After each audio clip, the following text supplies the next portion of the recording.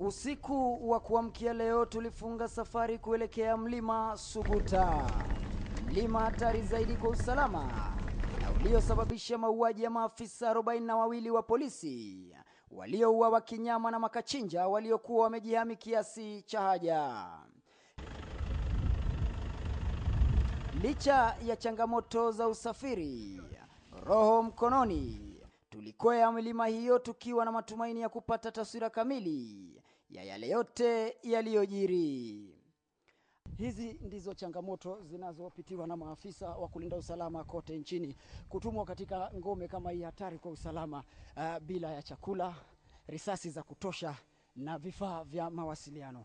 Tumekuwa tukitembea kwa takriban muda wa saa 3 sasa kutoka maeneo ya Lemerok, mahala ambapo watu wengine 12 waliweza kuuawa, na tunaarifiwa kwamba itatuchukua tena saa nyingine moja kuweza kufika katika mlima wa Suguta kule mbele yangu, mahala ambapo maafisa zaidi ya 42 waliweza kuuawa kinyama.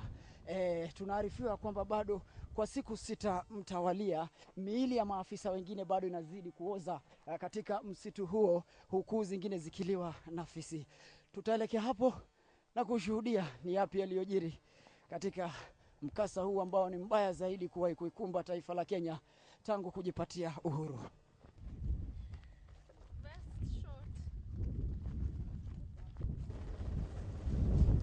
Angani, ndege ya polisi ilionekana kushika doria katika operesheni za kusaka miili zaidi ya maafisa wengine wanaokisiwa kuuawa katika mashambulizi hayo, pamoja na kamanda wa kikosi hicho.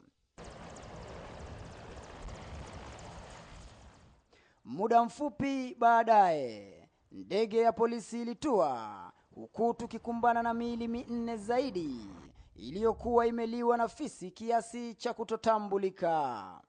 Miongoni mwa miili hiyo ni yake kamanda wa operesheni inspekta mkuu wa polisi ambaye alipigwa risasi mguuni wakati wa makabiliano hayo.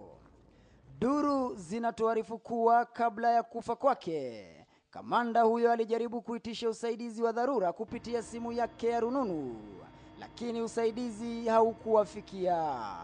Siku moja baadaye, simu yake ilizima, huku fisi wakimburura na kumla mzima baada ya kuvuja damu na kupoteza fahamu. Wengi wa maafisa wa polisi waliopata majeruhi waliachwa kufa kifo cha polepole katika misitu na milima ya Suguta, wakiwa na maumivu na majeraha ya risasi mwilini. Waliopatikana hai wakipigwa risasi kichwani na kuuawa papo hapo. Bunduki zote zilizokuwa na maafisa hao wa polisi waliouawa pamoja na risasi sasa zinakisiwa kuwa mikononi mwa waasi hao. Ng'ambo ya pili, wenyeji walionekana wakigura, huku waliosalia wakijitetea na kusema kuwa maafisa hao waliuawa baada ya kupata taarifa kuwa ni wezi wa mifugo waliokuwa wamevalia sare za polisi. Kuna lugha ilikuwa inatumika hapa ya kwamba Wasamburu wamefalishwa kama askari ili wakuje kupambana na Waturkana. Katika maeneo ya Baragoi, polisi walionekana kuwa na machungu ya kuwapoteza wenzao, huku wakifanya mgomo baridi na kunung'una kuhusiana na matamshi ya kamishna wa polisi Matthew Itere. Nyuso zao zinaonesha machungu ya kutoshughulikiwa na wakubwa zao na badala yake kufanyishwa kazi ya kuosha kuku miguu katika mazingara mabovu.